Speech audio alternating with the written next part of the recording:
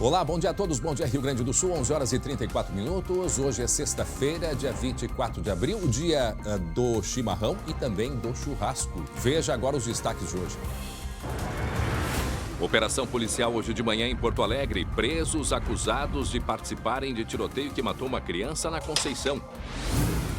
3 funcionários são demitidos do hospital de Gravataí. Foi logo depois da direção do Dom João Becker negar caso de racismo e agressão dentro do hospital. Quase 2 milhões de pessoas devem receber ainda hoje o auxílio emergencial. Nós vamos tirar as dúvidas sobre o saque dos R$600. Mande para o nosso facebook.com/SBTRS oficial. A seca no Rio Grande do Sul, sem colheita, produtores ficam sem dinheiro e não conseguem pagar as dívidas dos bancos. Quando vem a chuva, a gente te mostra daqui a pouco. O SBT Rio Grande é sua companhia na hora do almoço e que vai até a 1 da tarde. Já está no ar.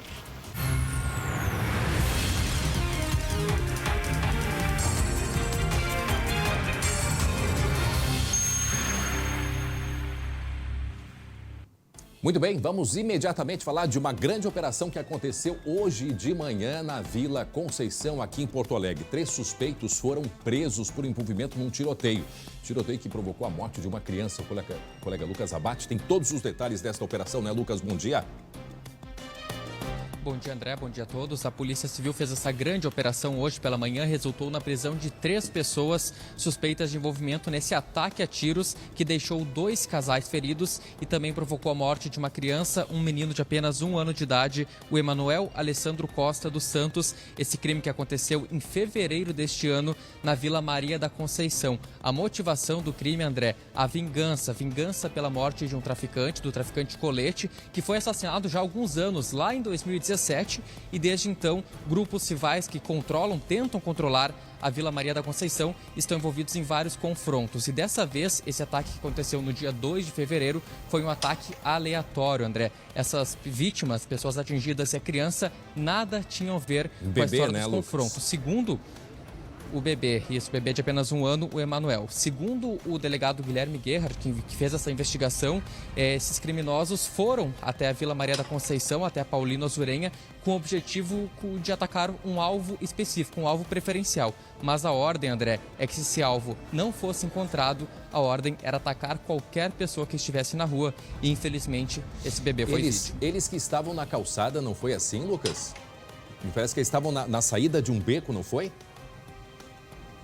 Isso, eles estavam na rua, André, porque a gente tem até alguns áudios que foram disponibilizados pela investigação, não sei se a gente tem condições de ouvir daqui a pouco, mas a Polícia Civil apurou que eles foram em busca de uma pessoa, de um alvo que eles queriam executar, como não encontraram e, de certa forma, para não perder a viagem, porque o objetivo deles era atacar o local, independente de quem fosse. Então eles viram as primeiras pessoas que eles viram na rua, nesse beco, eles acabaram atacando. Eram 2 casais, um desses casais estava com a criança, o menino Emanuel de apenas 1 ano, e mesmo com o pedido da mãe, segundo o delegado, a mãe chegou a pedir clemência, implorou para que os criminosos poupassem as suas vidas. Os criminosos, mesmo assim, acabaram matando esse menino. Isso foi em fevereiro agora, né, Lucas?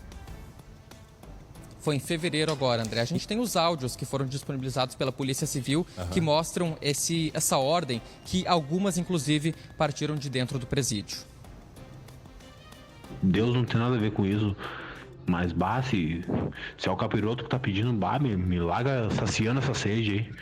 Quero matar o que tá me matando aqui. Meu Deus do céu.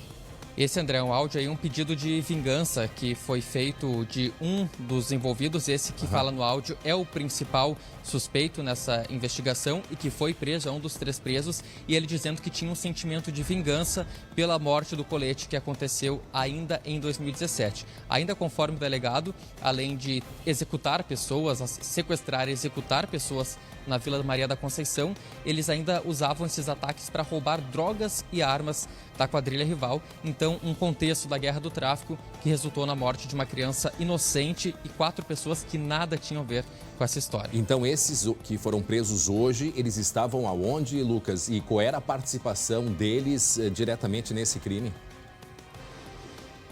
Pois é, André, foram 8 alvos ao todo dessa operação, mas só 3 foram encontrados nessa operação pela manhã. Entre eles, esse do áudio, que faz o pedido de vingança e que era o principal envolvido. Foram 4 pessoas que participaram da execução e outras 4 que foram, como, de certa forma, mandantes, que ordenaram esse crime. E algumas delas de dentro de presídios lá de Charqueadas, e até mesmo alguns mandados foram cumpridos lá em Charqueadas em busca desse grupo para desarticular de onde vinha essas ordens de execução. O delegado demonstra bastante preocupação com essa área, André, porque é uma área que está sob constante guerra. Desde que o colete que comandava a região foi morto, assassinado em 2017, nenhum grupo se estabeleceu no local. Então, em todo o tempo, se tem guerras para tomar a liderança e tomar esse ponto de tráfico de drogas. Então, por isso, é um local bastante deflagrado, com muitas ocorrências e situações como essa, em que vítimas, inocentes, pessoas que nada têm a ver com a guerra do tráfico, acabam sendo mortas, baleadas, feridas, são, infelizmente, comuns nessa região da Vila Maria da Conceição. Muito bem, obrigado, Lucas Abate. Daqui a pouco a gente volta a falar desse assunto, a gente vai ter outras informações para quem está chegando agora. Seja bem-vindo, SBT Rio Grande, 11h40, faltando 20 para o meio-dia. Estávamos conversando com o Lucas Abate de uma operação que teve hoje de manhã na Vila Maria da Conceição, aqui em Porto Alegre. Em seguida, a gente traz mais detalhes desta operação, onde lá em fevereiro, um bebê de 1 ano foi vítima da criminalidade. Mas daqui a pouco a gente volta com mais detalhes. 3 homens foram presos, em seguida a reportagem. Agora, atenção aos R$600. Vamos falar sobre o pagamento do auxílio emergencial. Quase 2 milhões de pessoas devem receber ainda hoje. É o que a gente espera, os R$600. Mas tem muita gente ainda com dificuldade de acesso ao aplicativo. Acompanhando aqui na nossa página oficial, muitas reclamações ainda das dificuldades de acessar o aplicativo disponibilizado pela Caixa Econômica Federal. Os detalhes agora a gente vai ver na reportagem. Meu nome é Cristiano, moro na cidade de Gravataí, Rio Grande do Sul. Me chamo Jefferson Teixeira de Souza, moro no Rubem Berta, Porto Alegre. Me chamo João Adroaldo Alves, de Alvorada, Rio Grande do Sul. Diferentes cidades do estado e a mesma dificuldade. Acessar o aplicativo para conseguir o auxílio emergencial do governo. A gente está apavorado, eu não tenho mais o que fazer. Eu não estou podendo trabalhar, não tenho de onde tirar dinheiro para poder manter minha esposa grávida e minha filha. Eu preciso desse dinheiro para pagar meu aluguel. Já faz 2 meses que meu aluguel está atrasado. De acordo com a Caixa, a falha no aplicativo acontece pelo uso simultâneo de milhões de pessoas. A recomendação é para que o usuário busque horários alternativos aos picos. Mas isso não adiantou para muita gente. Horas o aplicativo dá como se fosse bloqueado. O aplicativo bloqueado, a hora que o aplicativo está em manutenção, a hora que o aplicativo está em atualização. E eu já tentei de madrugada, não importa. Eu estou até hoje tentando entrar no aplicativo e não consigo. Porque ele dá só como se a minha internet não funcionasse ou o aplicativo não entra. Estou tentando faz, bem dizer, 1 mês, né? No Facebook do SBT, uma dúvida comum é a demora para a liberação do dinheiro, mesmo depois da aprovação do cadastro, como no caso da Kelly. A Caixa diz que o pagamento deve acontecer em até 3 dias úteis e justifica que a demora no repasse do benefício se deve ao alto número de pedidos. O balanço da Caixa aponta que foram finalizados quase 45 milhões de cadastros pelo aplicativo e site até amanhã de quarta-feira. Tudo isso por trabalhadores que não estão no banco de dados do governo e buscam o auxílio. Esse número ajuda a explicar a demora no processo de aprovação. O que também contribui para o atraso é a fila de gente que não necessita de auxílio e mesmo assim faz o pedido, o que aumenta o número de cadastros em análise. Para quem realmente depende da ajuda, fica o apelo. Eu preciso de dinheiro para comprar comida, eu tenho filhos pequenos em casa, eu tenho esposa e a gente não sabe o que fazer. Dê um jeito para nós aí, né, Caixa? Muito bem, acabo de receber aqui a informação. Sérgio Moro pede demissão, defende a autonomia da Polícia Federal e critica Bolsonaro. Informação que chega agora de Brasília. Em seguida, outros detalhes sobre a demissão, portanto, o pedido de demissão feito neste momento pelo ministro Sérgio Moro. Em seguida, outros detalhes. A respeito das dúvidas, a grande maioria das dúvidas é a dificuldade de acesso ao aplicativo. Então, hoje, eu quero convidar vocês, a partir das 2 horas da da tarde, o SBT vai fazer uma live no Facebook para tirar as suas dúvidas, né, sobre o auxílio emergencial. Então, você não pode perder. O colega Marcelo Chemali vai estar aqui a postos com o auxílio emergencial, com esta live no Facebook do SBT, portanto, a partir das 2 horas da tarde, na nossa página facebook.com/SBTRS Oficial.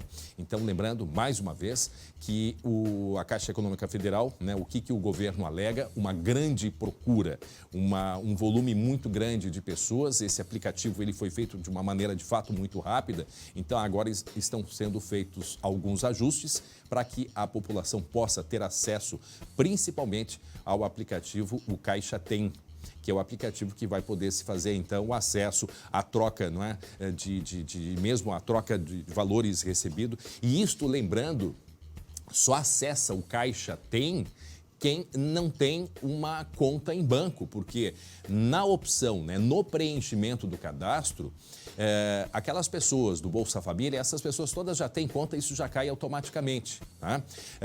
Quem poderia ter uma possibilidade também de indicar uma conta de um outro banco. As pessoas que não têm contas de banco, não estão trabalhando com o banco, foi criada então uma conta poupança, né, digital, e através deste aplicativo, que é o Caixa Tem, que as pessoas vão poder, então, fazer a movimentação. Esta é a grande dificuldade, e eu vejo aqui pelas mensagens da grande maioria das pessoas que estão colocando, né, nós já temos aí quase 1000 mensagens de dúvidas e grande parte relacionada justamente a isso. Nós estamos acompanhando, estamos tentando mais informações também nesse momento com a Caixa Econômica Federal para saber do andamento e do acesso. Então, se você conseguiu acessar, vai ali na nossa página agora e deixa o seu comentário, né? facebook.com/SBTRS Oficial. Você vai até a tela onde fala sobre justamente este auxílio emergencial e deixa ali o seu comentário. Lembrando que hoje, a partir das 2 horas da tarde, numa live, o colega Marcelo Chemali vai estar esclarecendo todas as dúvidas. Nós tivemos contato com o ministro da Cidadania, Onyx Lorenzoni, né, que também tem uma entrevista com ele, explicando toda esta dinâmica e a dificuldade que teve o governo e que tenta correr atrás, portanto, para resolver, para que as pessoas possam, né, imediatamente resolver e receber, principalmente receber esses valores, o valor de R$600. A partir do momento que essa primeira leva, né, for contemplada, aí sim o governo vai liberar a segunda parcela, lembrando que são 3. Havia uma previsão de 2 no mês de abril e 1 em maio. Mas como houve essa dificuldade, primeiro o governo quer liquidar, quer fazer todos os pagamentos desta primeira parcela, para depois, então, fazer a segunda parcela, fazer o pagamento da segunda parcela, o que a gente não tem ainda a data muito certa, mas certamente deve acontecer no início da semana que vem. Só que antes disso, o governo precisa resolver o acesso a este aplicativo da Caixa Econômica Federal. Muito bem, agora 11 horas e 47 minutos, eu quero chamar a atenção para o que aconteceu hoje de manhã, numa grande operação da polícia, sobre um tiroteio que matou um bebê de 1 ano aqui na Vila Maria da Conceição. Isto foi em fevereiro. Mas hoje de manhã teve esta operação, 3 homens foram presos por envolvimento neste caso, que foi na rua Paulino Azurenha. Foi no dia 2 de fevereiro. Outras 4 pessoas foram baleadas. Os detalhes agora na tela. O menino Emanuel Alessandro Costa Santos, de apenas 1 ano, foi mais uma vítima da guerra entre traficantes que tentam assumir o controle da Vila Maria da Conceição, em Porto Alegre. Era uma dissidência de traficantes do Morro da Conceição ligados ao traficante Colete, que foi morto no ano de 2018. Aproveitava a oportunidade, sob pretexto de vingar a morte do Colete, efetuando roubo da mercadoria ilícita, drogas e munições, armas e veículos roubados dos traficantes aqui da Vila da Conceição. Desde 2018, sequestros e assassinatos se tornaram mais comuns na região. Algumas ordens partiam de dentro de presídios. Vamos entrar na baia, vamos sequestrar, vamos fazer dar o resto das baias, entendeu? Fazer tudo bem feitinho, nós vamos fazer um bingo, vamos fazer um strike bonito, entendeu? Um strike bonito mesmo. Conforme as investigações, os criminosos chegaram no local com a ordem de matar um alvo específico. Mas caso ele não fosse encontrado, deveriam escolher um alvo aleatório. Deus não tem nada a ver com isso. Mas, se é o capiroto que tá pedindo, me larga saciando essa sede aí. Quero matar o que tá me matando aqui. Como os alvos não foram encontrados, os criminosos decidiram atirar contra 2 casais que estavam na rua. E mesmo com o pedido da mãe, a vida de Emanuel não foi poupada. A determinação é que fosse alvos aleatórios, chegassem no local aqui e efetuassem disparo de arma de fogo. Qualquer pessoa que estivesse no local poderia ser alvo. Muito bem, portanto, essa operação que aconteceu hoje de manhã, 3 pessoas que foram presas, ao todo eram 8 pessoas que estavam no alvo da polícia, mas 3 foram presos por envolvimento na morte deste bebê. Vejam só o ponto que chega a criminalidade. Como eles não chegaram até o alvo que eles queriam, até as pessoas que eles queriam, foram atirando para todos os lados, inclusive esse bebê de apenas 1 ano, que foi morto, isso no mês de fevereiro, aqui na Vila Maria da Conceição, em Porto Alegre. Muito bem, 11h49 agora. Vamos falar sobre o auxílio de R$600. Aproximadamente 43 milhões de brasileiros vão receber o auxílio emergencial, chamado Corona Voucher, de acordo com o ministro da Cidadania, Onyx Lorenzoni. Em entrevista ao colega Marcelo Chemali, o ministro, que é aqui do Estado, ele esclareceu algumas das principais dúvidas a respeito do depósito de R$600 nas contas dos trabalhadores informais que estão passando por dificuldades durante a pandemia. E ele assegurou, pode até demorar, mas assegurou o pagamento a todos que têm direito. Explicou o atraso no pagamento da segunda parcela, o porquê da demora no recebimento por parte dos beneficiários. Informações muito importantes que a gente confere agora. O aplicativo fica aberto até o dia 2 de julho, portanto, a qualquer tempo, uma pessoa que esteja dentro da lei e que tenha necessidade, ela pode se cadastrar e ela vai receber sempre as 3 parcelas que a lei determina. Aqueles que têm direito, mesmo que a gente só vá encontrar, ou a pessoa só vá se cadastrar, por exemplo, no dia 30 de junho, ela vai receber, uma vez considerada elegível, as 3 parcelas. Não existe isso de eu não peguei a primeira e eu já perdi. Não, ninguém perde nada. Todo mundo vai receber as 3 parcelas.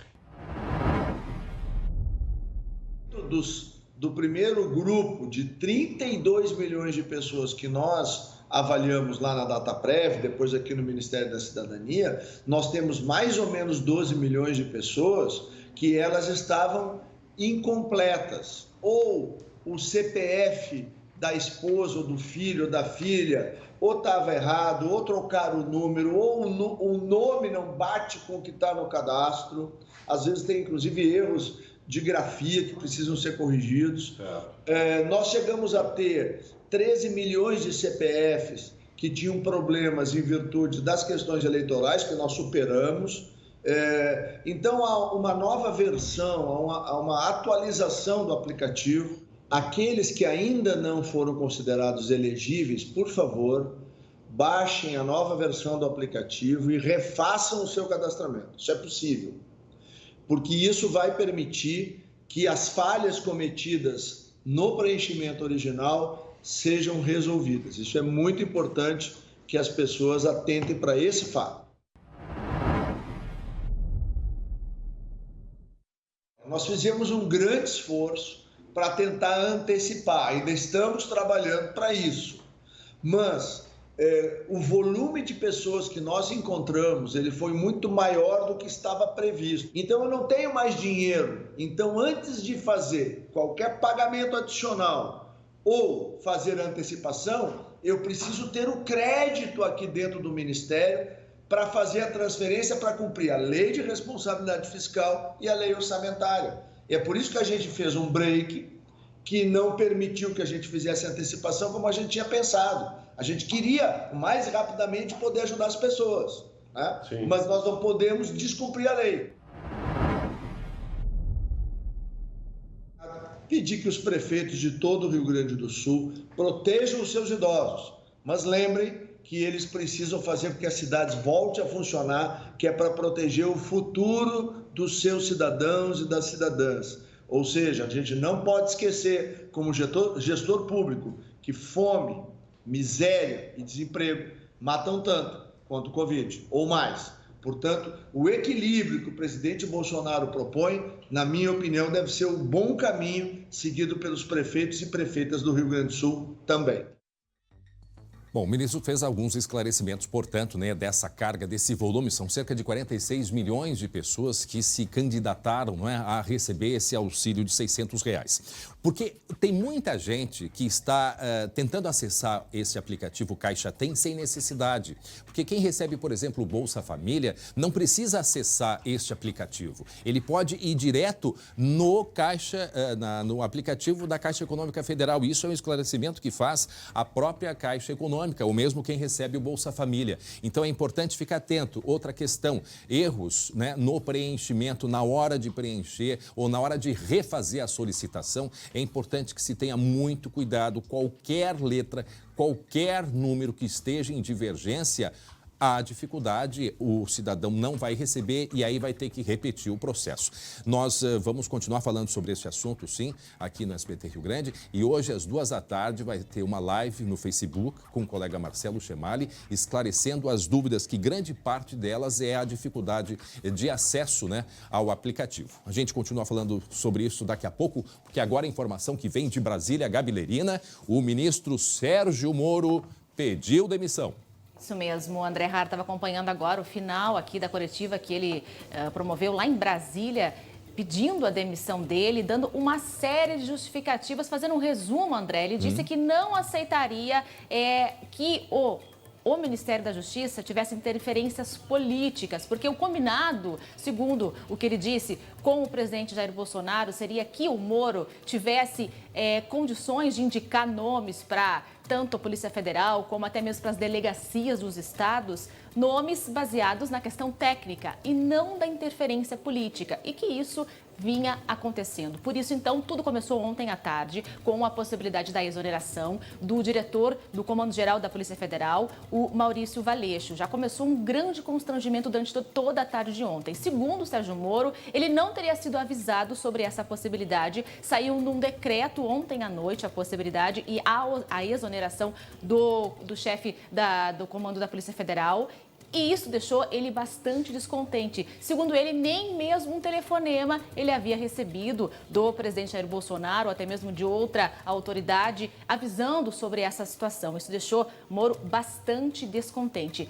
Eu anotei algumas informações que ele disse agora há pouco sobre, por exemplo, esse descontentamento e essa vontade de fazer trocas nas autoridades dentro da Polícia Federal, de acordo com o Moro, já teria sido sinalizada pelo presidente Jair Bolsonaro desde o ano passado. Inclusive, até mesmo teria pedido a troca de uma autoridade da Polícia Federal, do comando, lá do Rio de Janeiro no ano passado. Esse próprio policial teria sido uma questão pessoal. Então, o Moro já estava descontente com essas situações. Ele não aceitaria, segundo ele, descumprir o que havia já combinado com o presidente Jair Bolsonaro no início, quando ele assumiu essa grande missão, segundo ele. Então, por isso, ele pediu demissão, foi bastante ovacionado na hora que ele levantou agora e deixou o cargo em aberto. Então, agora vai ter uma grande repercussão após disso. Bom, a primeira repercussão foi que o dólar disparou, já está quase 5,70.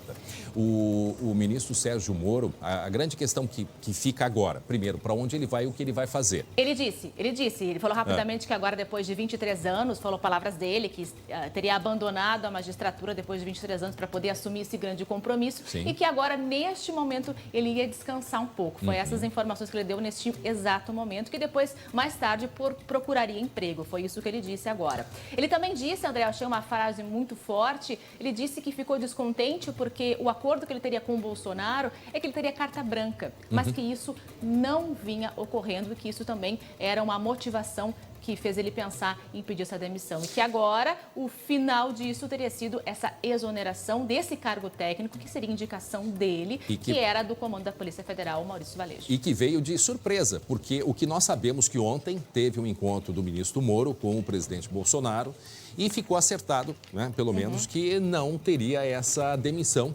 na Polícia Federal. Tanto, justamente quando o Moro disse, se ele sair, eu saio junto. E foram dormir com esta informação. O que aconteceu hoje de manhã cedo? Publicado no Diário Oficial da União, a exoneração do Maurício Valeixo, que a gente mostrou até a imagem dele ali. Daqui a pouco a gente mostra a imagem do Maurício Valeixo, que foi um parceiro, tá aí ele, muito grande do Moro, lá em Curitiba, né? Na época da Lava Jato. Agora, a outra pergunta que vem, quem vai assumir o Ministério da Justiça. E também o cargo, né? Porque o cargo do próprio comando da Polícia Federal também ainda não há um nome. Ele disse até que torce para que esse nome seja um nome técnico e não seja um nome político. Foi chamado hoje de manhã, pelo que eu sei, o primeiro nome dele eu não lembro, o Bordignon. Que talvez assumisse, né, que é um policial federal, assumisse a Polícia Federal. E até tinha essa possibilidade que os bombeiros, né, como se diz, foram lá no Moro e disse, não, peraí só um pouquinho, se entrar o Bordignon, quem sabe tu fica, já que vocês têm, boas relações. Mas o ministro Moro manteve a palavra. Se saísse o Valeixo, ele sairia também e saiu. Ele disse também na coletiva, André, que o que incomodou ele, o Sérgio Moro, foi o fato de que o presidente Bolsonaro queria ter mais circulação com essas autoridades da Polícia Federal. Por exemplo, ter o próprio telefone do diretor do comando da Polícia Federal. Ele gostaria de ter mais entrada com essas autoridades. E isso deixou o Moro um pouco incomodado, porque isso poderia tirar, por exemplo, a privacidade de grandes operações, enfim. Isso também foi algo que deixou o Moro descontente, segundo ele revelou agora há pouco em entrevista. Muito bem, obrigado, Gabi Nerina. Agora, meio-dia em ponto, estamos falando justamente do pedido de demissão que acaba de ser feito lá em Brasília pelo ministro Sérgio Moro. E agora vamos aguardar todas as repercussões, tudo isto em meio à pandemia que nós vivemos.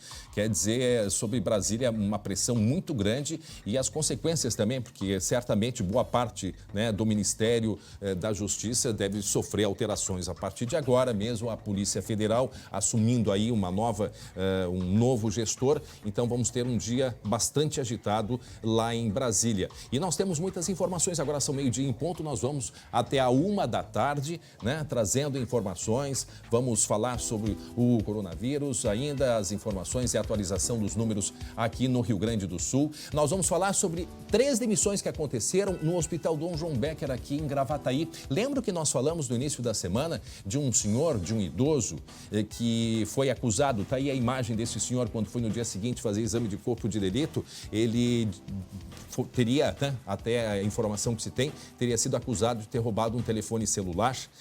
Nós entrevistamos aqui o gestor do hospital, o doutor Marcelo Paza, e ele disse que ia averiguar e daqui a pouco nós vamos conversar com ele a respeito do que aconteceu. Foi aberta uma investigação e 3 pessoas, portanto, foram demitidas do Hospital Dom João Becker. Nós vamos falar sobre a estiagem. Certamente, se nós não vivêssemos na pandemia, o assunto diário seria a estiagem no Rio Grande do Sul. Nós estamos enfrentando uma série de problemas que não é de hoje, já desde o final do ano passado, problema que se reflete na agricultura, na queda da safra e uma queda importante, consequentemente, né, nos impostos, na circulação de dinheiro aqui no Rio Grande do Sul. Vejam tudo isso em meio à pandemia. A falta de água não atinge só o campo. Muitas cidades vêm enfrentando problemas de racionamento, pedido de economia de água, porque, por exemplo, ali em Santa Cruz, que tem o Lago Dourado, tem só abastecimento por mais alguns dias em Santa Cruz do Sul. Então, a situação da parte norte do estado, ela é de extrema gravidade. Em dezembro já se falava em racionamento e alguns municípios do norte do Rio Grande do Sul, a Corsã, inclusive, abastece algumas cidades com caminhão-pipa. E, afinal de contas, quando vem a chuva? Será que na semana que vem chuva? A gente daqui a pouco vai ter outras informações a respeito da previsão de chuva com a Estael Cias. Bom, por falar em economia, nós vamos direto até a Prefeitura de Porto Alegre com Lucas Abate e o prefeito Nelson Marquesan Júnior. Lucas. Pois é, André, o prefeito Nelson Marquesan Júnior vai conversar ao vivo agora conosco para atualizar a situação do coronavírus aqui em Porto Alegre e projetar também como será o mês de maio com a retomada da construção civil, também uma possível reabertura do comércio. Prefeito, obrigado por nos atender. Antes de começar, nos atualiza, por favor, como é que está a situação do coronavírus aqui em Porto Alegre, a ocupação dos leitos que, felizmente, começa a cair. Olá, Lucas. Olá, André. Olá, telespectadores. É um prazer estar conversando com vocês nesses momentos aí difíceis que todos nós estamos passando. Porto Alegre iniciou, como quase todos os lugares do mundo que chegaram em uma crise muito aguda, com uma curva elevada de aceleração, né, tanto de contaminação como de óbitos, e principalmente daquilo que é a medida entre a pessoa falecer por uma doença e entre a pessoa falecer sem o atendimento, que é o leito de UTIs. Então, essa demanda começou de uma forma muito rápida e acelerada na cidade e a gente conseguiu ir dobrando a curva nós literalmente estabilizamos esse pico, né? Nós não tivemos o pico, né, só no início, e conseguimos agora chegar até num período de regressão, de diminuição da demanda por leitos.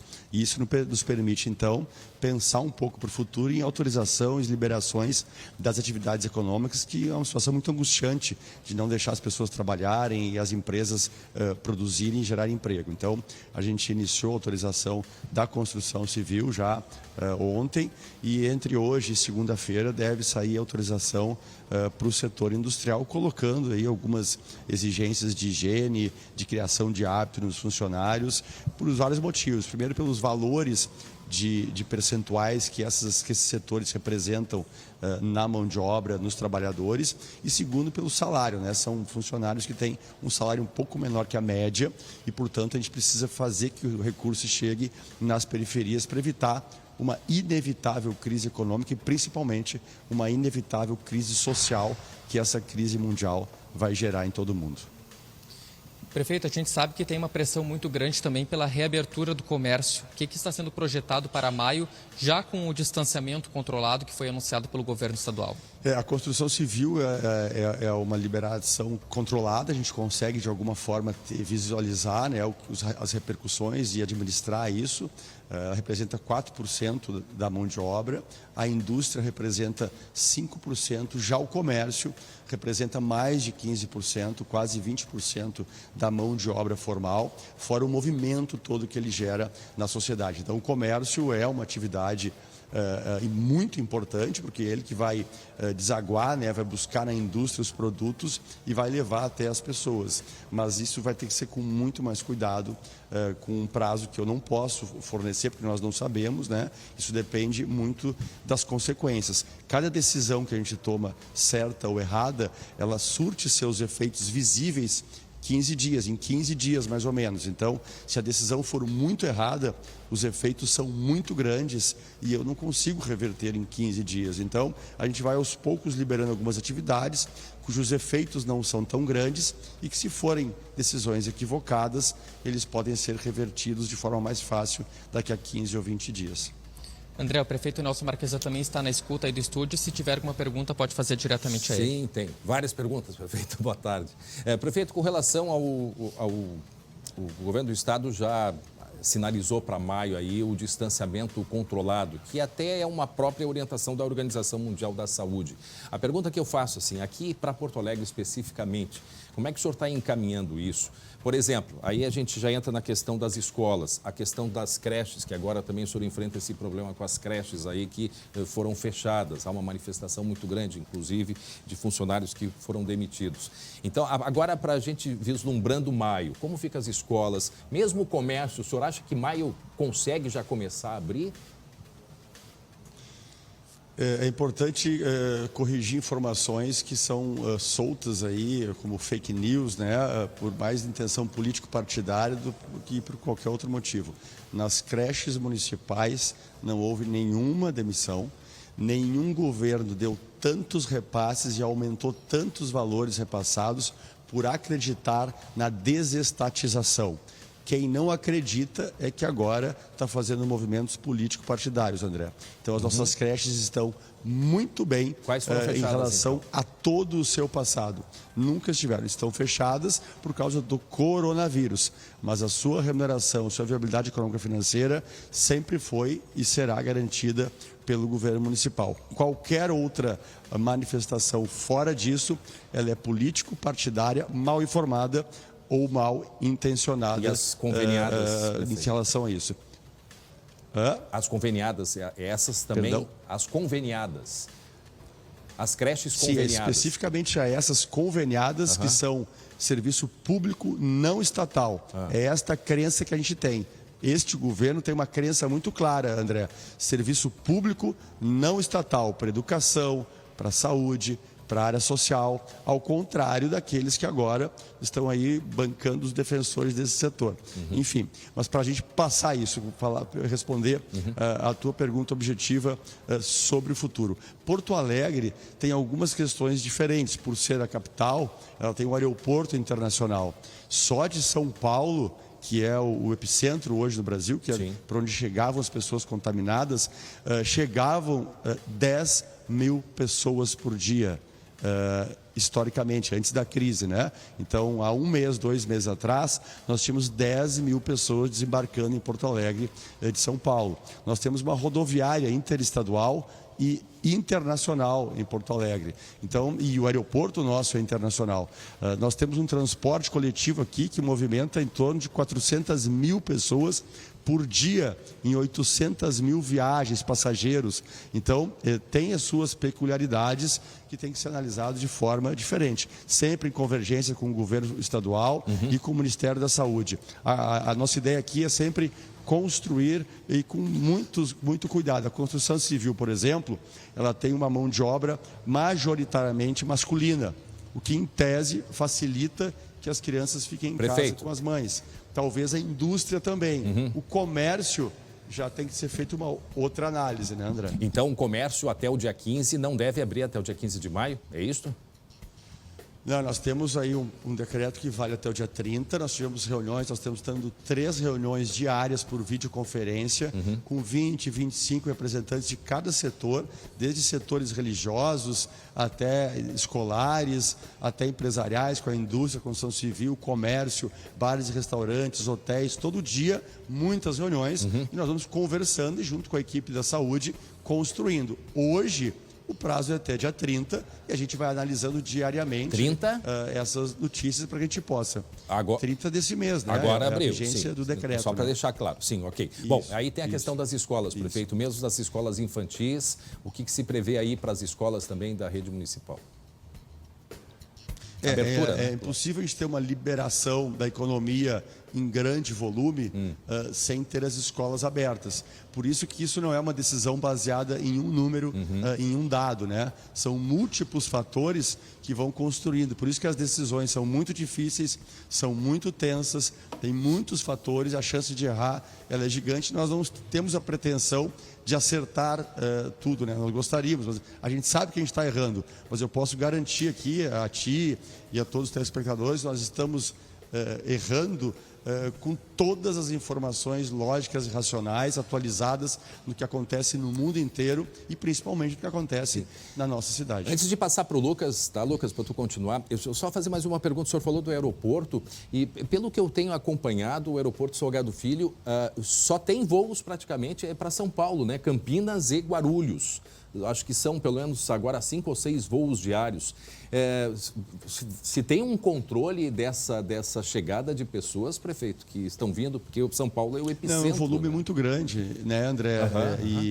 E não tem. Hoje a gente recebeu uma doação de testes, foram 2.000 testes. Nós recebemos 2.700 testes do Ministério da Saúde e antes nós estávamos testando 30 pessoas por dia apenas em parceria de testes com a Santa Casa.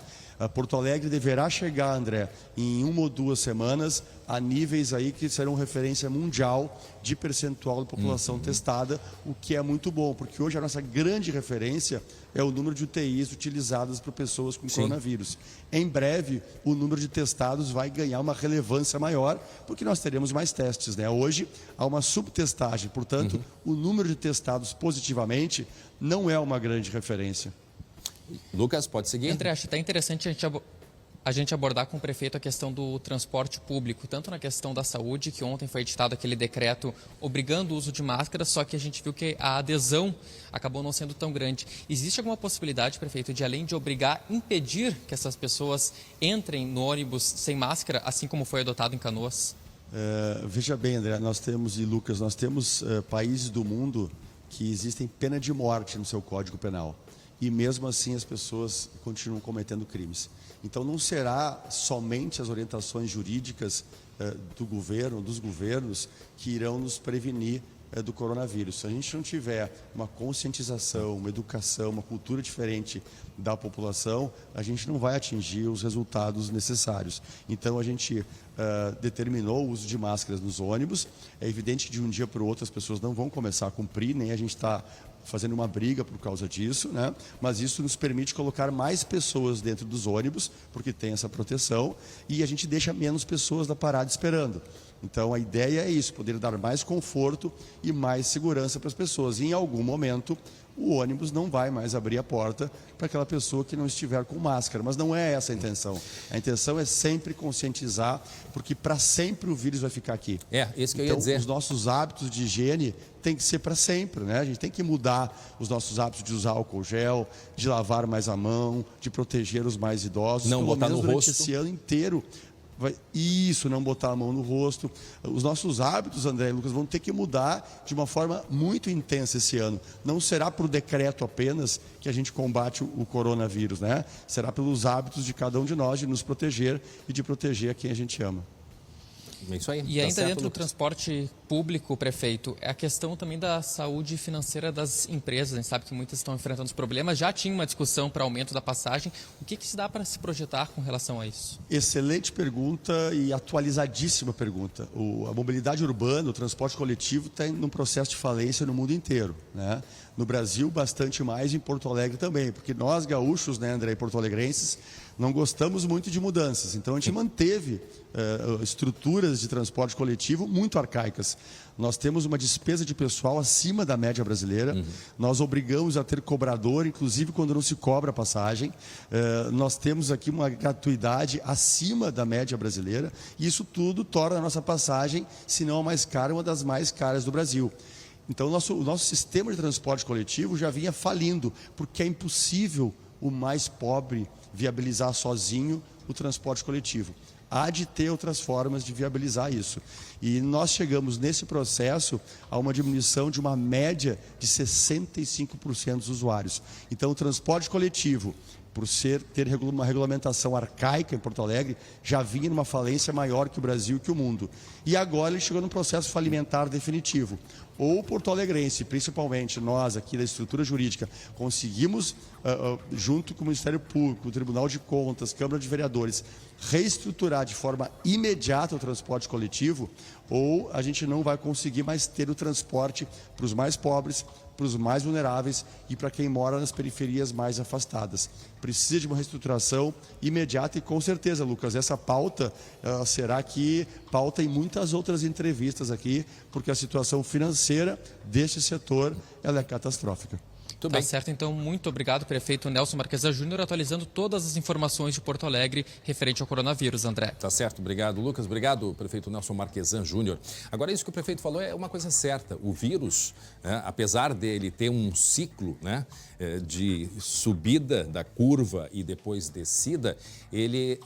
Quando desce a curva, ou seja, menos pessoas contaminadas, não significa que ele foi embora. Ele vai estar sempre presente. E esse é o objetivo do isolamento, né?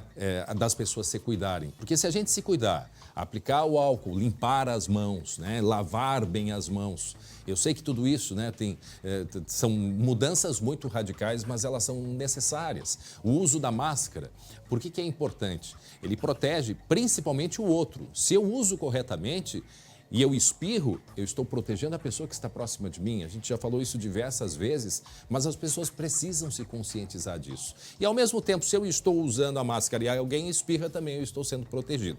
Falo da máscara porque a máscara hoje ela é muito falada, principalmente Canoas já é obrigatório, Sapiranga é obrigatório e agora Porto Alegre não é obrigatório, mas é o pedido que se faz, né? É o pedido que se faz para que as pessoas usem corretamente. Deixa eu trocar de câmera aqui, porque agora nós vamos... falar sobre aquele caso do Hospital Dom João Becker em Gravataí. Lembram? Nós conversamos aqui no início da semana. O hospital concluiu, né, uma sindicância que investigou, né, um possível caso de agressão a um idoso dentro da instituição no final de semana passado. Está aí a imagem do idoso. E agora 3 funcionários foram demitidos do Hospital Dom João Becker. Nós vamos saber o porquê, conversando com o diretor da instituição, doutor Marcelo Paza. Muito boa tarde, obrigado mais uma vez por conversar com a gente. O espaço está aberto para o senhor explicar o que aconteceu, como foi essa investigação, doutor. Boa tarde, André, boa tarde a todos. Então, nós iniciamos uma sindicância, né? Já ainda no domingo, logo depois de tomar ciência dos fatos, concluímos na sindicância as questões que a gente já tinha colocado na entrevista anterior, de que não encontramos evidências de que tivesse sido ocorrido racismo ou agressão ao familiar da paciente, mas realmente houve uma violação do nosso código de conduta na abordagem que foi realizada e da maneira com que foi realizada, e concluímos em todas as escutas que nós fizemos de que houve essa infração por parte de 3 funcionários que foram então desligados da instituição por não agirem de acordo com o nosso código de ética nessa situação. De que áreas eles são, doutor? São todos funcionários lá da emergência que estiveram envolvidos no caso. Enfermeiras, técnicos, quais eram os cargos que tinham? Enfermeiras e técnicos que estavam envolvidos no caso. E aí, doutor, e esse senhor, ele procurou o hospital procurou, porque ele disse que depois desse episódio, a esposa que estava internada, ela teve um ataque cardíaco e morreu. O que o hospital apurou? Nós já colocamos, falamos sobre isso, de que não tinha relação. A doença da esposa dele era uma doença muito grave, crônica, e que já chegou num estado em que era praticamente irreversível. A família sabia disso, e essas outras questões todas que nós apuramos internamente, elas estão sendo, toda a nossa investigação está sendo encaminhada junto com as imagens para as autoridades competentes, para que tomem as providências que acharem adequadas em relação ao contexto do que foi colocado. O hospital vai procurar esses... sim. Não, porque isso é uma situação agora que a família levou para outras instâncias. Nós vamos aguardar a conclusão também das outras instâncias. Doutor, eu aproveito e agradeço, por o senhor já ter dado as explicações sobre este caso. E eu aproveito, nós estamos mostrando aqui algumas imagens de manifestações que vem acontecendo em frente ao hospital desde o início do ano a respeito de morte de bebês recém-nascidos. Sobre esse assunto, eu não combinei, não combinamos isso. Eu pergunto, o senhor poderia falar como é que está essa questão aí? Porque a gente vê nas imagens, teve uma mãe que teve que aguardar 20 horas, o outro bebê, foram pelo menos 2 ou 3 casos de morte de recém-nascidos aí do Dom João Becker. Aproveitando a oportunidade para o senhor esclarecer, por favor. Não, esses foram 2 casos que foram levantados, um caso que acabou sendo levantada essa questão por um vereador da cidade, que levantou esse segundo caso que teria acontecido no passado. Nós já concluímos a investigação dos 2 casos, já tecnicamente o hospital, a Secretaria Municipal de Saúde já concluiu essa investigação, não encontramos nenhuma inadequação técnica nos atendimentos, e isso segue também sendo investigado tanto pela polícia, porque foi feita denúncia, e pelo Conselho Regional de Medicina. Muito bem. Doutor Marcelo Paza, muito obrigado pelas suas informações. O senhor que administra o Hospital Dom João Becker. Importantes esclarecimentos. Muito bem, agora 12:22. Gabi Lerina chamando da redação. O que houve, Gabi? Aquela situação, a gente tem novidades sobre aquele caso de agressão que ocorreu no domingo, lembra? Durante uma manifestação. Pois é, uma mulher que estava nessa manifestação, nós mostramos aqui, André, da situação daqueles homens que bateram, deram um chute, um soco na cara daquela mulher que estava com o cabelo azul. Agora eu lembrei. Então, tem uma outra mulher que estava nessa manifestação, que a gente não tinha um vídeo dela, mas que ela apareceu nua nessa manifestação. E estava enrolada numa toalha, numa bandeira. Isso, então, nesse caso, essa mulher que aparece, que ela estava primeiro fechada, com a bandeira tapada. Depois ela abre essa bandeira e estava nua, ela foi indiciada. O indiciamento é por importunação ofensiva ao pudor e ato obsceno. Além dela, outros 3 homens, a gente está rodando as imagens novamente, também vão ser indiciados pela Polícia Civil, são apontados como responsáveis pela aquela agressão horrorosa, aquelas imagens péssimas que nós vimos e nós mostramos aqui. Só quero chamar a atenção, ali aparece uma mulher enrolada, mas não é essa. Não. É uma anterior, que estava até numa sacada, parecia uma mureta. Isso, que ela junto estava, à igreja. Isso, ela estava enrolada numa toalha, estava nua.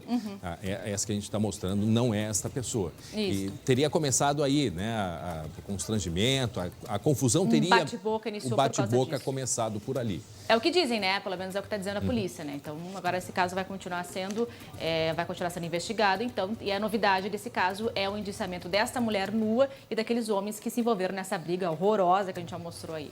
Ali é o momento que a mulher apanha 2 vezes, uma coisa total. Soco no rosto. Isso aconteceu no domingo, foi bem no centro de Porto Alegre, naquela manifestação a favor de ditadura e tudo mais.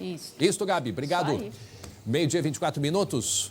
Agora chegou a hora do esporte.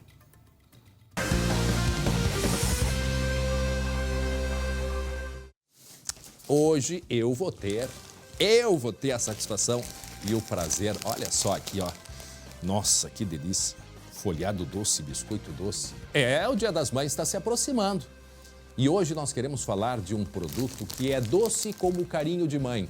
Não é mesmo? Para minha mãe Marília, aproveito e mando um beijo. Pois o folhado doce da Biscoitos Zezé está aqui. Biscoito é crocante, ele combina doce e salgado na medida certa. Por isso, atravessou gerações e vai deixar a sua família do jeito que as mães gostam, com todo mundo, né, reunido ao redor da mesa, mesmo que seja, né, através das redes sociais. Tem que juntar todo mundo, pelo menos pelas redes sociais. Então crie momentos especiais, não é? Com o folhado doce da Biscoito Zezé. Olha só o pacote aqui já dá uma vontade da gente abrir, na verdade, né? Biscoito Zezé, carinho que vem de família. Glauco Paza, tu acha que é só tu que tinha Biscoito Zezé? Tu não achou, mas eu consegui um pra mim, Glauco Paza. Aqui, ó. Que maravilha. Viu só? Que bom. Pega aí, é teu, pega. O meu, olha, um chimarrão é perfeito, viu, André? Uma combinação perfeita. Olha aí. Eu, no momento, só tenho o chimarrão. Um abraço pro pessoal da Biscoitos Zezé. Olha, em época de pandemia, André, não bastasse a ameaça do novo coronavírus, o pessoal lá em Alvorada teve um sério problema, com várias casas incendiadas. E a solidariedade do jogador Jean-Pierre do Grêmio foi enorme. Ele já havia ajudado os moradores da Vila Aparecida, lá em Alvorada, que é a vila onde ele nasceu, onde viveu boa parte da vida dele, com itens de alimento e higiene por causa do coronavírus. E agora ele está fazendo uma campanha para ajudar as pessoas que perderam as casas nesse incêndio. Veja aí o que ele falou, o que ele está falando nas redes sociais e pedindo ajuda. Fala, galera. Tô passando aqui dessa vez aí para pedir uma ajuda para vocês. Não sei se todos viram aí, mas infelizmente lá em Alvorada aconteceu uma coisa chata. Algumas casas acabaram pegando fogo e o pessoal acabou perdendo tudo. Então, eu já estou ajudando também, as pessoas próximas a mim já estão ajudando, então gostaria de contar com a ajuda de todos vocês, ajudando nessa vaquinha aqui, e em troca vai ganhar alguns brindes aí, alguma coisa, mas para que a gente possa ajudar o pessoal lá que acabou perdendo tudo nesse incêndio aí. Então, como eu já passei por isso, sei o quão difícil é, também conto com a ajuda de todos. Boa sorte aí para quem também estiver concorrendo às camisetas e vamos ajudar o pessoal lá, tá bom? Valeu, grande abraço. Que legal. É isso aí. É legal, né? Tá aí o recado. O Jean-Pierre, que teve a sua própria casa incendiada em 2017. Tá um baita exemplo aí. Então, você que quer colaborar, acesse lá o nosso Facebook, facebook.com/SBTRS oficial e ajude esse pessoal que perdeu as casas. Tá bom, André? Muito bem, eu tô com o meu chimarrão aqui. Hoje é o dia do chimarrão e do churrasco, então tá aqui, tô te acompanhando no chimarrão. Um abraço, Glauco. A gente vai para um rápido intervalo e já volta.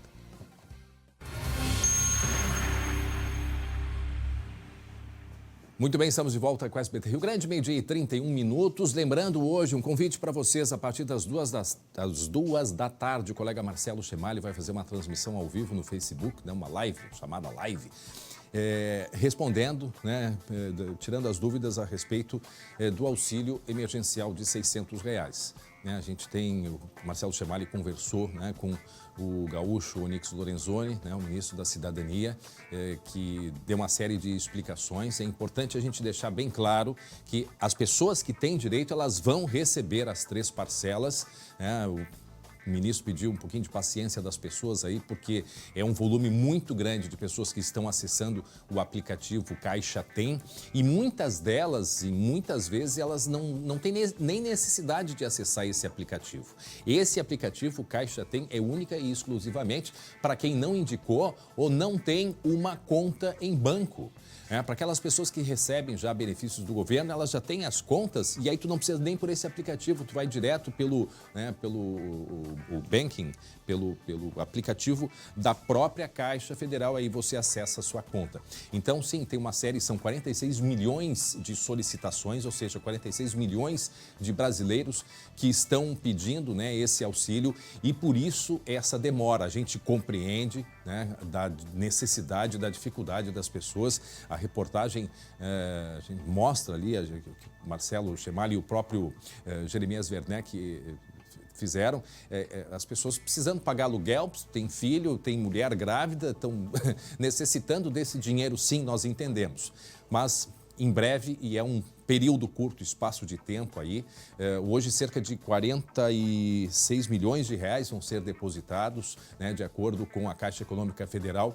Então é isso, nos próximos dias a gente espera que se resolva, lembrando que a partir das 2 da tarde, na nossa página do facebook.com/SBTRS Oficial, Marcelo Chemali explicando tudo e tirando as suas dúvidas. A gente vai dar uma olhadinha no mapa do coronavírus aqui no Rio Grande do Sul, na tela.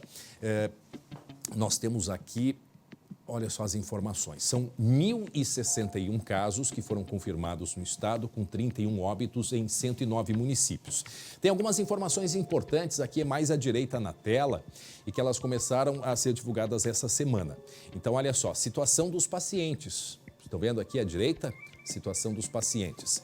Em recuperação, são 339. Isso é uma estimativa, né? Mas é um número bastante importante. Os óbitos, 31. Já recuperados, 691, o que representa 65%. Tá? Então, a gente tem ainda Porto Alegre, mais 4 casos, 417, Passo Fundo com 73, Caxias com 46, Lajeado com 40 e Marau, 34. A gente vem falando de Marau, essa região ali central do estado, a região ali do Vale do Taquari são regiões que preocupam, como Lajeado, por exemplo, 40. Marau e Passo Fundo são no norte. A gente vem chamando a atenção desde ontem que são 2 cidades que estão aí muito próximas, Passo Fundo e Marau. A cidade de Passo Fundo, ela é um polo muito grande, né, na área de hospitalar, de atendimento, porque ela atende não só a região, mas até pessoas que vêm de Santa Catarina para fazer atendimento em Passo Fundo. E hoje a atenção, ela se volta muito para a cidade de Passo Fundo, lá no norte do estado, justamente pelo número alto. E isto é um pedido que o prefeito da cidade vem fazendo, para que se faça um estudo para descobrir o que está acontecendo na região. Nos detalhes a gente vai mostrar agora na reportagem o que diz o governador do estado.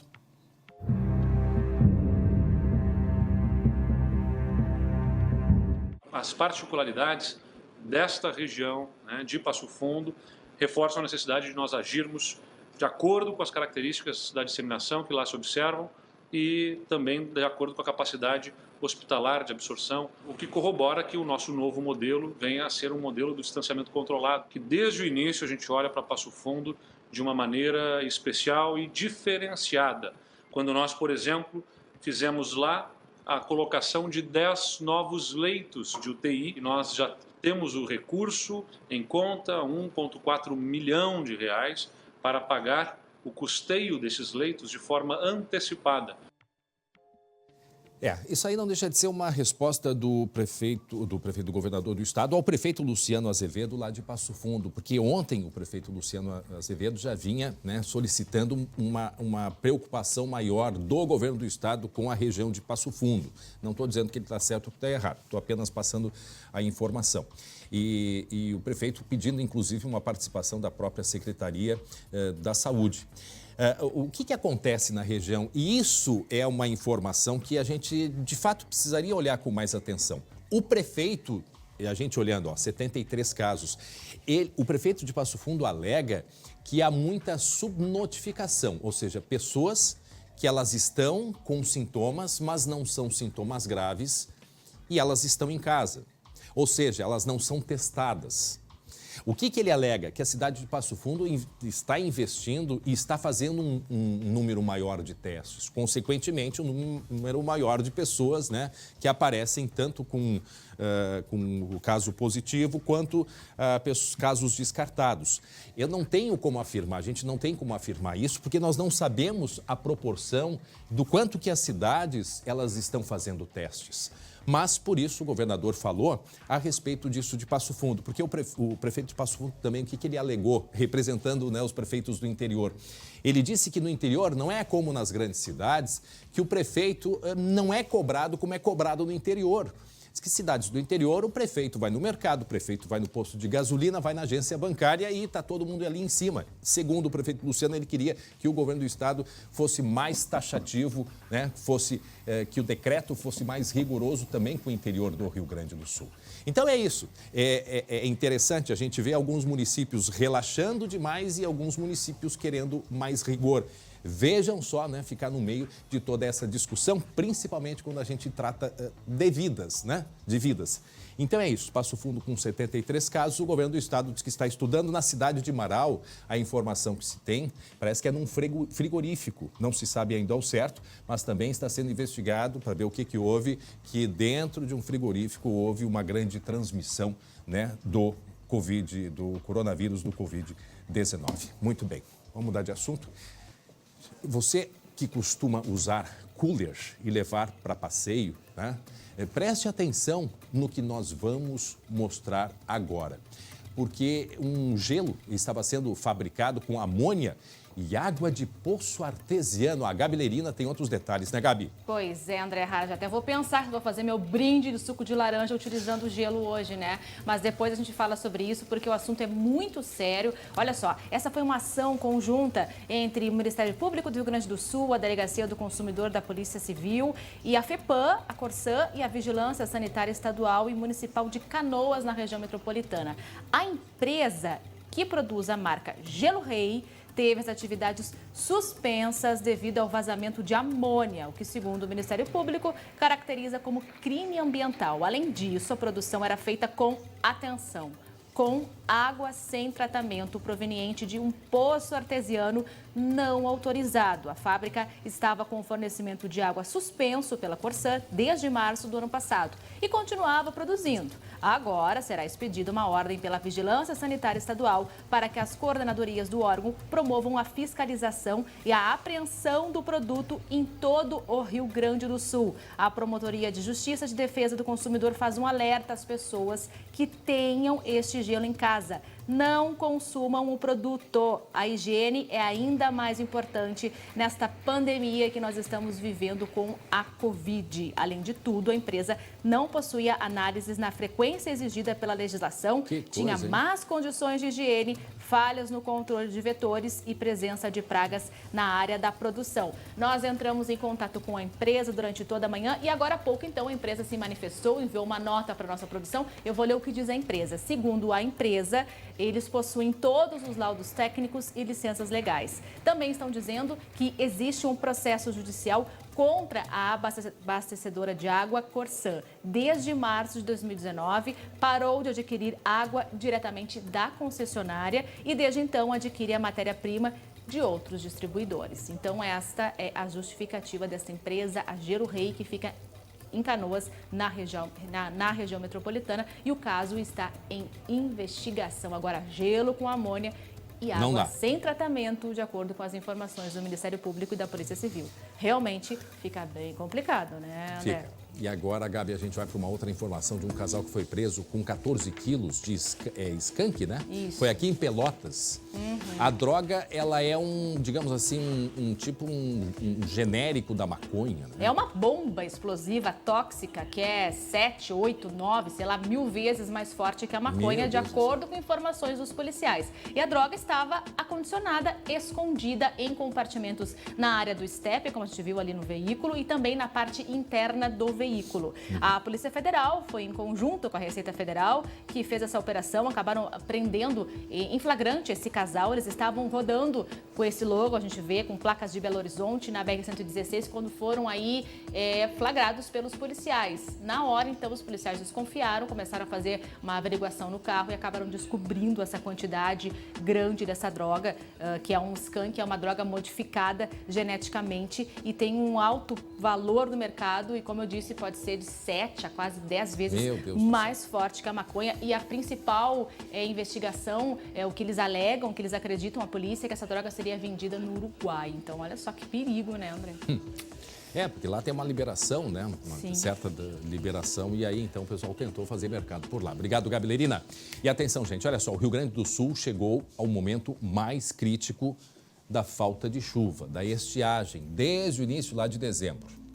Mais de 300 municípios decretaram situação de emergência por causa da seca aqui no Rio Grande do Sul. Sem chuva, não tem colheita.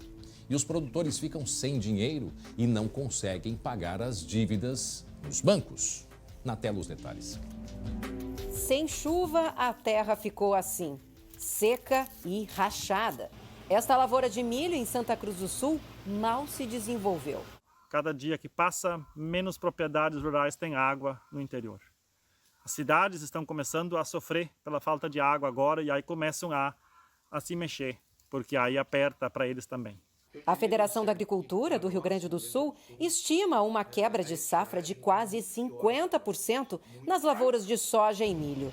As perdas podem chegar a 10 milhões de toneladas. Nós já teríamos PIB negativo aqui no estado do Rio Grande do Sul antes do coronavírus. Mesmo que não tivéssemos o coronavírus, nós já teríamos um PIB negativo em razão do tamanho e da proporção que, lamentavelmente, tomou a estiagem. Giovanni não vai conseguir pagar um empréstimo bancário.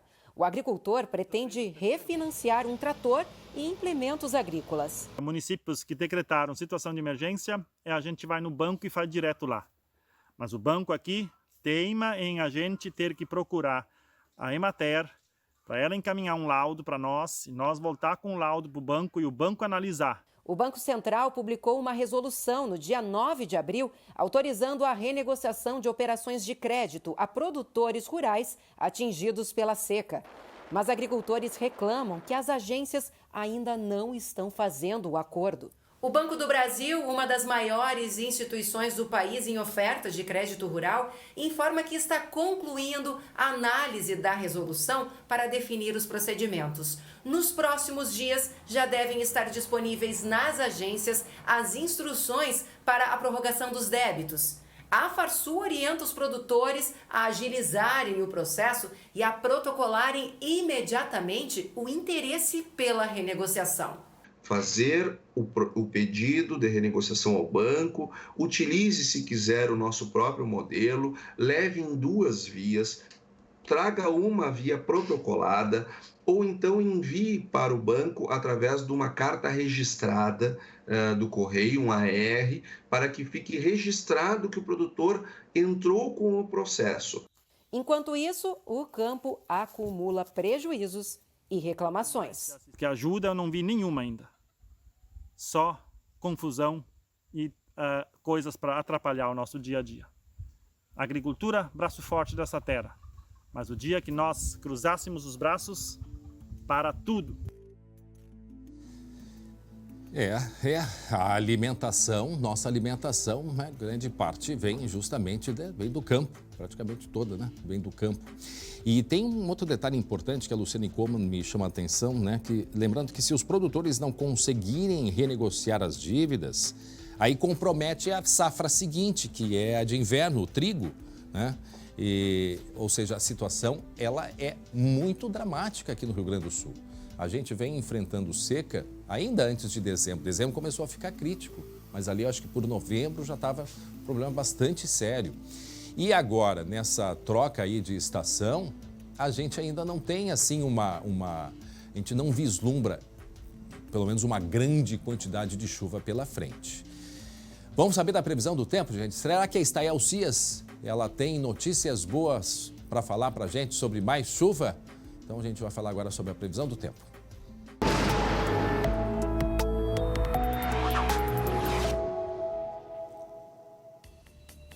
Stael, só fala comigo se tu tiver boa notícia que vem chuva, por favor. Boa tarde.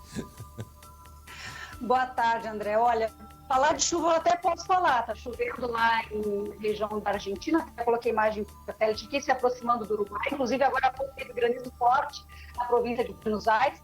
Mas no Rio Grande do Sul temos um bloqueio atmosférico que não deixa essa chuva chegar aqui. Então, os próximos dias ainda terão a influência do ar seco, do tempo ensolarado e o calor, né? A gente já tem temperatura agora na faixa de 30 graus no Vale do Taquari, no Vale do Rio Pardo, se aproximando disso aqui na Grande Porto Alegre.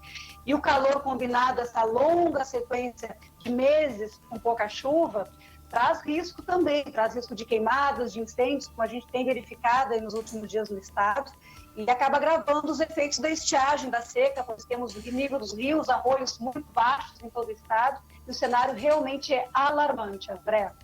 E a gente vê que muitas queimadas também, né, Stael? Está muito seco, a atmosfera muito seca, o solo muito seco e a evaporação muito rápida também, né? Sim, segundo um levantamento do Instituto Nacional de Pesquisas Espaciais, que monitora as queimadas em todo o Brasil, só neste mês de abril, entre o dia 1º e o dia 21, foram 244 focos de queimadas no Rio Grande do Sul, 244 em 2020, ano passado, para a gente ter uma ideia, foram 54 apenas, e o mês ainda nem terminou e já é o maior índice de registro desde 2009. Claro, até o final do mês, com a manutenção desse tempo seco, esses índices vão aumentar. E mais, esse é o 3º mês consecutivo de recorde de registro de queimadas no Rio Grande do Sul. Fevereiro teve 89 focos de queimadas, o mês de março, até anotei aqui, foram 227 focos de queimadas, e agora já estamos nessa casa de 244, que vai aumentar até o final do mês. Então, o quadro é alarmante, é um risco grave aí as queimadas nos próximos dias no estado. Então, é preciso ter muito cuidado em relação a isso, porque ainda tem a fumaça, que também traz aí poluição para o ar, o risco de agravar essa situação, principalmente em áreas do interior. Tá, mas quando é que chove aqui no estado, então, Stael? Olha, tem uma perspectiva no extremo sul, entre Jaguarão e Santa Vitória do Palmar, poderemos ter algumas pancadas de chuva já no fim de semana. Em grande parte do estado, na semana que vem, lá por o dia 30, no último dia do mês de abril, é possível que tenhamos instabilidade um pouco mais ampla, mas ainda acontecendo na forma de pancadas isoladas. Agora, aquela chuva boa, mais generalizada, que vai impactar na temperatura, muito provavelmente somente ao longo do mês de maio. Então, ainda vai demorar um pouquinho, viu, André? Tá bom, obrigado, Stael Cia, pelas informações, Stael Cias, aí pelas informações que a gente talvez tenha agora no final de semana já um pouco de chuva lá pelo sul, né, um pouco na semana que vem, mas só no final de maio uma chuva mais consistente. E chama a atenção que esse bloqueio que a gente tem agora aqui também atinge outras regiões. Até então, a Argentina está com problema de falta de chuva, o Uruguai está com problema, o Chile está, todo esse Cone Sul com problema de abastecimento, que preocupa é lá mais adiante, né? Já com essa safra aí do inverno. Então, por isso, essa nossa preocupação bastante grande e que a gente vai continuar acompanhando. Agora, 12h50, faltando 10 para 1, Lucas Abate. Uma investigação da polícia sobre o tiroteio que matou uma criança de 1 ano na Vila Maria da Conceição, aqui em Porto Alegre. 3 pessoas foram presas hoje por envolvimento neste caso, que foi ali na rua Paulino Azurenha. Dia 2 de fevereiro, isso, Paulino Azurenha. Não é mesmo, Lucas? Isso, André. Esse crime que aconteceu no dia 2 de fevereiro na rua Paulino Azurenha. A gente vai conversar agora com o delegado Guilherme Guerra, que conduziu essa investigação e também coordenou uma operação hoje pela manhã com a prisão de 3 envolvidos nesse crime. Delegado, primeiramente, boa tarde, obrigado por nos atender. Qual foi a motivação desse crime que resultou na morte de uma criança, um inocente de apenas 1 ano? Boa tarde. O fato aconteceu dia 2 de fevereiro de 2020, corrente ano.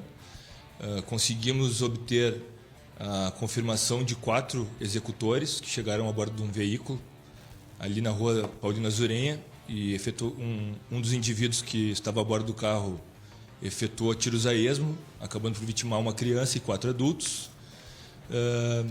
E no decorrer das investigações foi possível estabelecer que as ordens eram emanadas de dentro do presídio por 4 detentos, que eram motivados pela vingança de um antigo traficante que era oriundo aqui da Vila Maria da Conceição. Delegado, vocês conseguiram interceptar alguns áudios que mostram que eles vinham para cá com um alvo específico, um alvo preferencial, como o senhor disse. Só que caso não conseguissem matar essa pessoa, eles deveriam atacar qualquer gente aleatoriamente, qualquer pessoa aleatoriamente. Eles eram motivados pela vingança do Colete. O traficante foi morto em 2018 e tinham a determinação de matar aqui na Vila Maria da Conceição. Havia alvos preferenciais, a gente observa isso na troca de conversas entre os criminosos. No entanto, no dia 2 de fevereiro, ao aportar aqui na Vila Maria da Conceição, não foram encontrados esses alvos e as pessoas que estavam ali aproveitando o dia acabaram sendo vitimadas. Era um grupo de pessoas que estavam ali aproveitando o dia e o criminoso apontou a arma e efetuou os disparos, acabando por vitimar então os 4 adultos e matar esse bebê de 1 ano. Eram pessoas inocentes que nada tem relação com o tráfico de drogas e sabe se eles enxergaram que tinha uma criança envolvida, se eles atiraram mesmo sabendo que tinha uma criança? A investigação não apontou nada que pudesse levar a crer que as vítimas tinham envolvimento com a criminalidade, não tinham antecedentes, não tinham nenhum histórico, né? Aparentemente eram moradores da região mesmo, sem ligação com tráfico ou criminalidade, conforme eu disse. E qual é a outra pergunta? Desculpa. Em relação se eles sabiam que tinha, de fato, uma criança nessa cena? Sim. A mãe estava com o bebê no colo e ela solicitou, inclusive, que o atirador não efetuasse os disparos.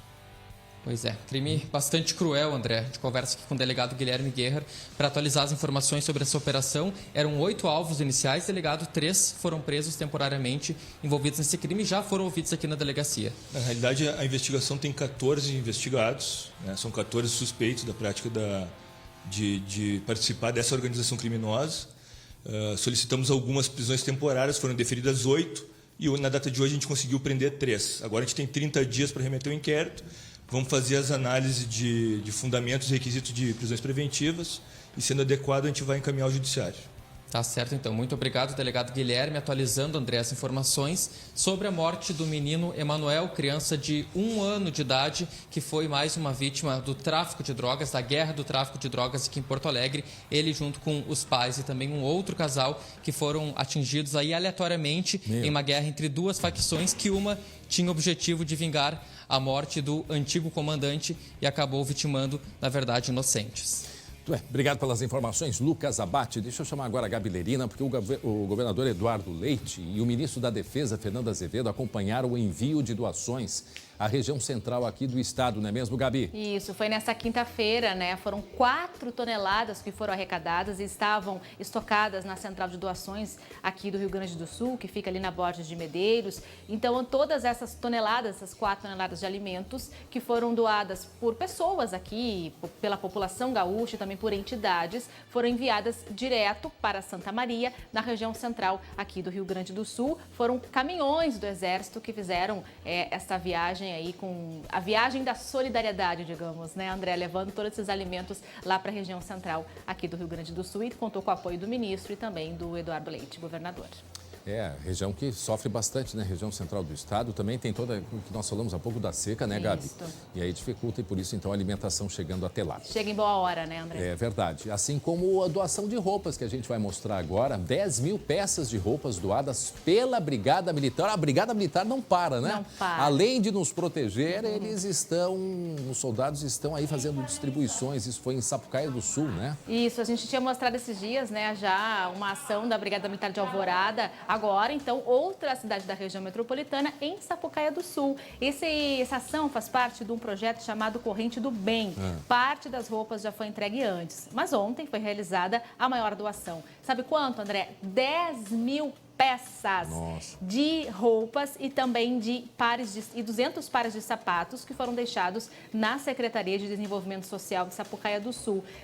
Todos esses itens vão ser doados àquelas famílias que mais precisam e que a situação, é óbvio, né, se agravou em função desta pandemia que nós estamos vivendo do coronavírus. Além disso, também com a aproximação do inverno, mais pessoas vão necessitar de agasalhos. A gente sabe que o nosso inverno é rigoroso, então realmente, olha, Salva de palmas para a Brigada Militar, que não para nunca ali de nos proteger, como você disse, e também faz essas ações solidárias. Isso é muito bonito de ver e que inspira muita gente, né, André? O inverno está chegando, lembrar-se muito bem. Inverno chegando, a gente deve ter chuva um pouco mais intensa, segundo a Estael, no final do mês de maio. E é um período bastante crítico, né? Principalmente nesse momento que a gente vai estar ainda com a pandemia. Bom, vamos mudar de assunto. Aliás, o assunto do dia praticamente hoje é a saída do ministro da Justiça, Sérgio Moro. E ele convocou uma reunião, uma entrevista coletiva para as 11 horas da manhã. Começou já se desculpando, né? Porque ele não gostaria de conceder essa entrevista, de chamar para esta entrevista em meio a uma pandemia. Mas ele entregou o cargo. Entregou o cargo. Bastante descontente, né? De acordo com as informações que ele mesmo passou na coletiva.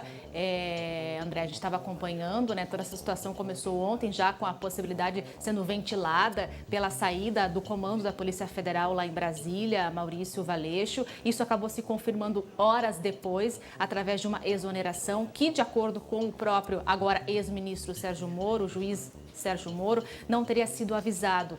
Sequer teria assinado um decreto. Então, isso deixou ele bastante chateado. Ele bateu muito na tecla de que ele teria recebido carta branca no início do que ele chama de missão, mas que agora isso teria mudado porque houve muitas intervenções de nomes políticos. Ou seja, ele queria continuar indicando nomes técnicos para os principais cargos da Polícia Federal, das delegacias. E Jair Bolsonaro, o presidente, queria fazer indicações políticas. Houve, então, uma grande divergência, além também de outras acusações aí durante toda a coletiva. Palavras do ministro: fui surpreendido e achei ofensivo. Exatamente. E uma outra frase: tenho que preservar a minha biografia. Exatamente. São 23 anos de magistratura, segundo ele, à frente aí da Operação Lava Jato, né? Então, ou seja, foi algo que mexeu. Realmente é um dia histórico lá em Brasília hoje. E tô falando com você aqui e tô vendo aqui a situação, porque isso não para de repercutir, por óbvio, né? 1 milhão? É um dos assuntos mais... 1,5 milhão de tweets. Exatamente. Inclusive tem eu estou aqui procurando e achei aqui uma mensagem do então também ex-ministro Luiz Henrique Mandetta, que falou rapidamente depois, publicou uma mensagem logo depois do anúncio do Moro, dizendo que o trabalho do Moro sempre foi técnico. Durante a epidemia trabalhamos mais próximos, sempre pensando no bem. Parabéns pelo trabalho, ministro Sérgio Moro. O país agradece. Outras lutas virão. Esse é um dos principais tweets que andam rolando por aí. Uma semana depois da saída do Mandetta. Né? Gabi, desse finalzinho, agora deixa eu falar, agora tu não fala mais. Eu quero te homenagear. Quem que está de aniversário hoje? Eu. A gente vai... uma salva de palmas para ti, Obrigada, parabéns para ti. Longe, tá todo mundo batendo palmas aqui. Obrigada. Pessoal da redação aí, avisa, eles não estão ouvindo, tem que bater palma. O pessoal do Suíte também tá te mandando um beijo bem grande. Muitas felicidades em meio a essa pandemia. A gente não pode te abraçar, mas receba o nosso abraço, o nosso carinho de coração bem grande, bem apertado. Eu não fiz aquela homenagem que eu queria fazer com carro de som, mas eu faço. Ainda bem, né? Mas eu faço aqui essa homenagem em nome de todos os meus colegas. Um beijo bem grande para ti, parabéns. Obrigada, gente, saúde para todos nós. Até segunda-feira.